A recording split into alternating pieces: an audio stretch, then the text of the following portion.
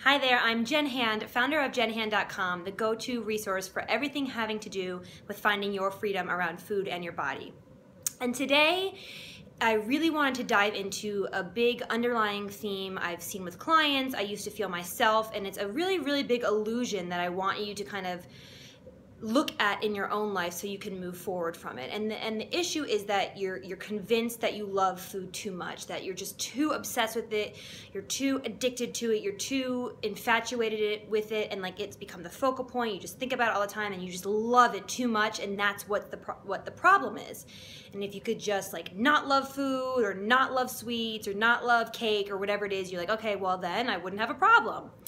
And I really remember thinking this too, especially when I was in my binging phase. Like, I just love too much. I'm obsessed with graham crackers and icing. I'm obsessed with cupcakes. I'm obsessed with, you name the sweet, and I wanted to eat it. And I was just convinced that like I had this curse of just loving food too much.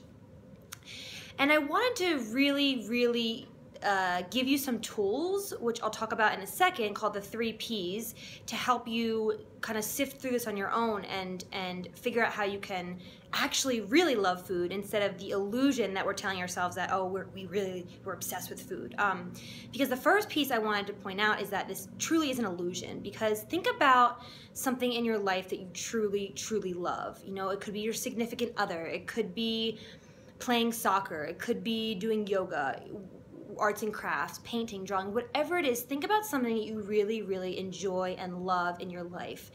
And when I think about what I truly love and enjoy, it's not the same feeling that I used to get with food.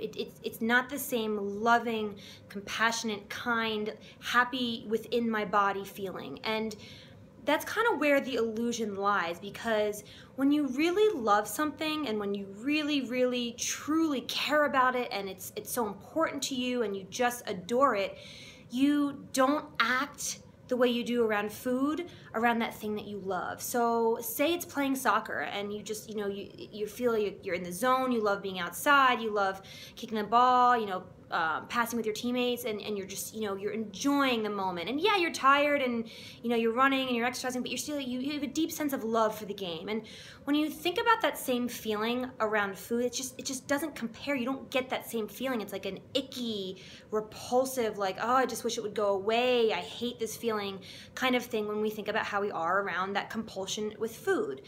And when you're truly in love with something, you never really are obsessive to the point where it's like an unhealthy obsession. And when you love something, you slow down, you appreciate it, you adore it, you savor it, you enjoy it. It's all the things that fill you up from within are the qualities and the feelings that you feel when you're in love with someone or something. And with food, it's like this big paradox that we think food is the problem. We just love it too much, and it's a tricky, ironic illusion that actually isn't true, because when you think about how much you love something, it doesn't apply to how you feel around food. So I want to give you something I call the 3 Ps: pleasure, pace, and pull. And I'll go into them, but I want to give you these so you can kind of, list them out on a piece of paper or just in your head and start to bring them with you into the meal or into, when you're feeling kind of a frenzy or when you're feeling like you're going to overeat, because they can really help you understand that, oh no, it's not food that's the problem, it's all the stuff behind it. So pleasure is very self-explanatory, meaning when you love something, you are deriving so much pleasure from it. When you're drawing, you love drawing, you love just, looking at something and replicating it and painting it and filling it in and creating something out of nothing, and you just deeply adore doing it. So with your food, are you finding pleasure in your food? Are you savoring it? Are you tasting it? Are you really enjoying it? And when you can kind of dig down and really truly honestly answer to yourself, the answer is usually no.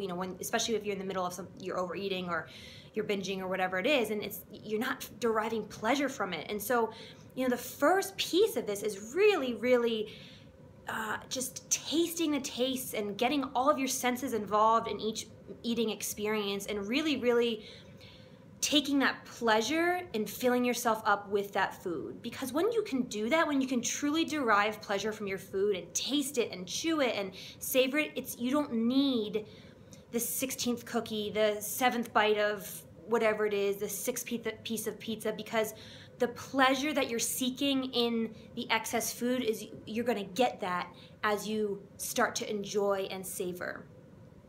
The second P is pace.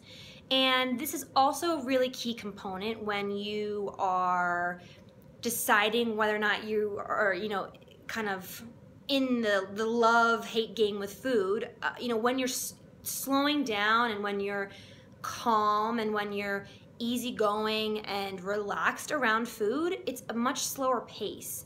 And you can then bring in, number one, pleasure, because you are more mindful. You are more deliberate and more calculated and just more aware of what you're doing. And when you are in that frenzy of overeating or in that compulsion or whatever it is, you're not in a pace where you can love it, you can enjoy it, and you can bring awareness into it.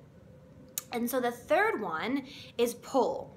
So think how often you're pulled towards eating. And I think this one's really important, because if you find yourself thinking about food or being drawn towards food or having that magnetic pull towards the refrigerator all the time, something else is going on, and you're not going to be eating you're going to be eating to satisfy something other than nourishment or, that self-love or caring for yourself. It's gonna be because you're bored or stressed or frustrated, because when you are constantly drawn and pulled towards the food, it's a signal to yourself that something else is going on, that you're not having this, delicious love affair with food. You're actually having an obsessive kind of like icky, oh, I hate this feeling relationship with food. And that's when you kind of need to dig deeper and maybe journal, go for a walk, or call someone and really get to the bottom of what's going on.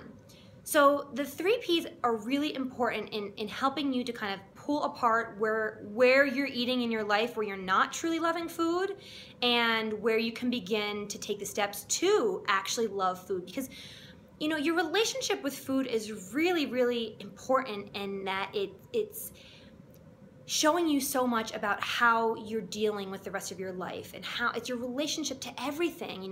How you're eating is showing you how you're dealing with your life. Are you rushing in your eating and trying to just make everything go away in so quick and fast? And what are you running from in your life? What are you trying to escape? What are you trying to avoid? If you're binging and you're trying to get pleasure and you're just like, oh my God, I want all these foods I haven't let myself have. Where are you doing that in your life? Where are you hiding your desires, or not bringing your full self to the table, or trying to hide yourself?